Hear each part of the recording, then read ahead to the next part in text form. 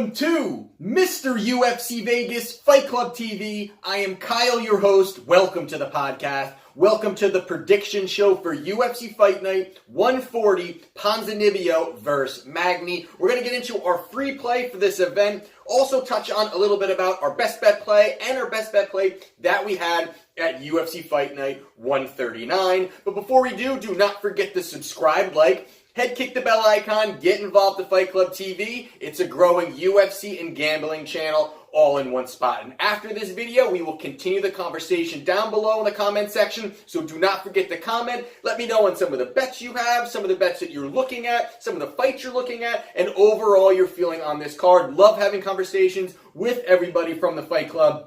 All you guys have been amazing, great support from this community, and we've just started, and we have a long way to go, and we're going to continue to grow. So I really appreciate those that have made the purchase on Wagertalk for our last best bet, which was Yair Rodriguez, and we will get into that. Our best bet play was on Yair Rodriguez at UFC Fight Night 139 against the Korean Zombie. Now, we talked a little bit about this on our bet review show earlier this week, but I mean, what can you say about this fight? I mean, it really was a tremendous fight in all aspects. Knockout of the night, definitely a candidate for knockout of the year, a fight of the year candidate as well, the way that these two went about their business. Really an all-around great fight. And the first thing that I really want to talk about in this fight is the Korean Zombie. I mean, I give this guy a ton of credit for where he is after fighting one time in 5 years. I mean, that is unbelievable if you really think about it. Just, he had to, after fighting Aldo and popping his arm out and having a great showing and a great future, and then going into serve in the military for 3 years, I believe it was, taking time off, coming back in to fight Dennis Bermudez, knocking out Dennis Bermudez, then taking another 2 years off, year and a half off, and then coming back in and facing Yair Rodriguez, a young up-and-comer who has been honing his skills, crafting his skills, and then Zombie goes out there and fights brilliantly. I mean, it really was an impressive performance from the Korean Zombie, with all things considered, how things all went down. It really is really unbelievable. And if you break down this fight, the beginning, the first round, 2 rounds was very close. I mean, there was definitely, Yair was doing his thing. He was working up from the outside, great cage movement, working those leg kicks, which I knew would be a big part of his arsenal. He was really trying to soften up the Zombie to at least not have him come in so quickly with the pressure. And as he was doing that, he was starting to work his kicks, some flashy kicks he was getting in there, but the Zombie just pushes forward. I mean, boy, does this guy live up to his name. I mean, he consistently lives up to his name, pushing forward, pushing the action, and obviously Yair wants that space. He wants to be able to move around the cage. He wants the space to throw those kicks, work the combinations. But the way that Zombie did, again, I just thought it was really, I thought he'd come out a lot more flat-footed. I thought, he'd definitely be slower than Yair, but the pressure, and he just kept landing those straight shots. He would pressure Yair. Yair would be backed into a corner, and the Zombie would really work his combinations, work a lot of pressure up against the cage, and just Yair wasn't able to really find opportunities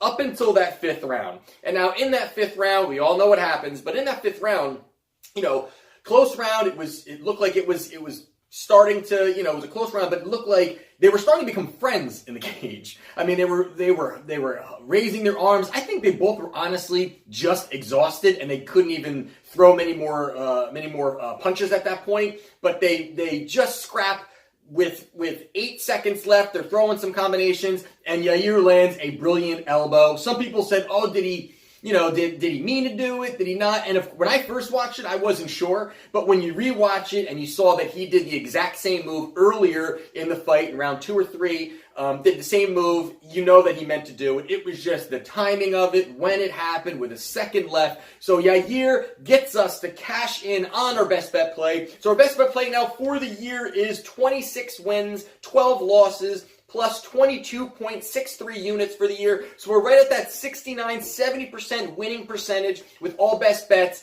on fighters with odds minus 190 and lower. So we're bringing a lot of value when we talk about our best bet plays. So those of you who made that purchase, great that we were able to cash in again on our best bet play. And again, that's one that will go down in the knockout archive of the UFC and for Yair, another highlight reel knockout. So it was an unbelievable night. So what we will talk about next is UFC Fight Night 140 and our free play that we have. Our free play is between Darren Elkins and Ricardo Lamas. This fight, I think it's the co-main event of the evening. I think this fight is going to be the best fight on the card. I really think it's going to be a lot of fireworks. It's going to be an exciting fight. Both of these guys are really kind of at the same point, maybe, at their careers. I would say you got Lamas, who's 36. You've got Elkins, who's 34. But a little bit different trajectory. But they're both, I feel like this is a critical fight for both of these guys. Now you've got Lamas is a minus 190, minus 200. And then you've got Elkins, who's a plus 165. So looking at these two guys, I think the first thing when I go back and I rewatch a lot of their fights, although I've seen them, I love to go back and rewatch them, I think the big thing here is the momentum and what's been happening very recently. Now you take a look at Lamas. Lamas is 0-2 out of his last two fights. He was brutally knocked out, then came back against Bektic, had a tough fight, but Bektic was able to pull out that victory. But prior to that, he was 3-4. Not prior to that, including that. He was 3-4 out of his last 7. So he's definitely done great things prior to that stretch of 7 fights, but it shows kind of where things are headed for Lamas. Although Lamas is a great fighter, and I think that he, has had his time. But then you've got Elkins, who had won 6 straight, and then ran into Alex Volkanovski. And Volkanovski is a beast. I mean, he is really a beast. Well-rounded, strong, great technique, very disciplined in the cage. I love the way that he moves around. I think he's got a lot to offer moving forward within the UFC. I think he's going to be a really sensational fighter moving through the UFC. But when you take a look at this, I think the big thing for me, and when I'm looking at it, is going to be the pressure that Elkins can bring. Now, everybody knows about his durability. I mean, there's no question he's got that durability. I mean, he can be punched in the face, have a brick thrown at his face, and he still consistently moves forward. It's almost unbelievable that he's able to do that. But the way he does it is he almost tires his opponent out. His opponent is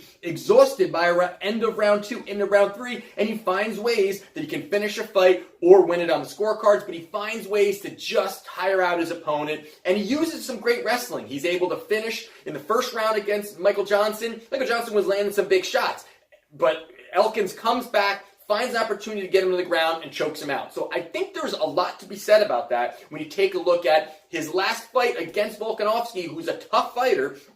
That was his last loss, and he's ran through some pretty good fighters throughout there, including Bektic, who Lamas lost to, although it was an insane ending to that fight as well. But there's a lot to be said that you just take a look at what Elkins can do. And you put the price tag of a plus 165, I think that's good price. I think that's good value on Elkins. And this fight here, when I first took a look at it, and I took a look at what the odds were, and before I took a look at what the odds were, I always like to put a price tag on it for where I think the fight's going to be. So when I know the fight's out there, I try to value where I think it'll be, and I think that's where you find value prior to looking at odds. You take a look at what you think it'll be. So when I looked at this fight, I said this is going to be extremely close odds. I think it's going to be extremely close, and I liked Elkins.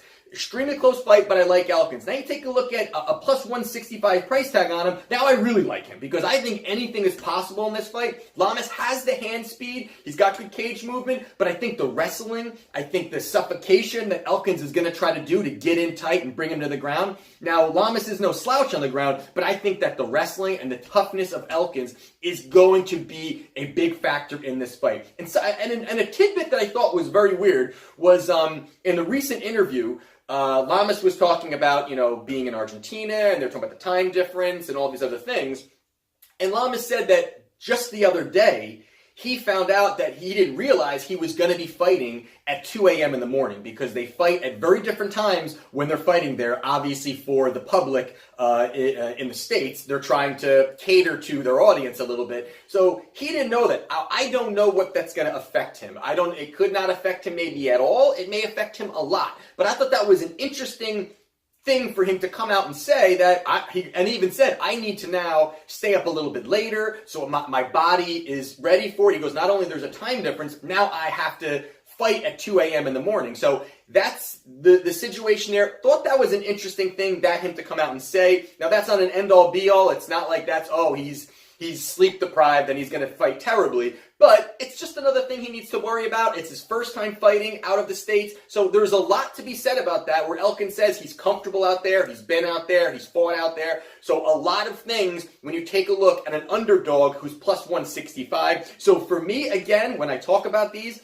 when I have my allotted amount of money that I'm going to be spending per event out of my bankroll, I'm going to be spending 85% of that on my best bet play. And then the 10, 15, 20%, somewhere in that range, I'm looking to do value plays. I'm looking to parlay with my best bet play. So there's ways I try to tier my bets that regardless of what happens in any of these other plays, my best bet play wins, I'm winning a substantial amount of money. And then if some of these other plays come through with my best bet play parlayed, that's where things really start to elevate and start to multiply and really come out with a nice win for the evening. So that is my free play. My free play is on Darren Elkins to defeat Lamas, and I think it's going to be a tight fight. I think I think Elkins pulls out that victory. So there you have it, and don't forget to check me out on Wagertalk. I have my profile link in the description down below. Check it out. The purchase is for $20. I actually feel pretty good about this pick. Really excited for this fight and for this best bet play to come through. So do not forget to subscribe, click the bell icon, get involved with Fight Club TV. And this is Mr. UFC Vegas, Fight Club TV.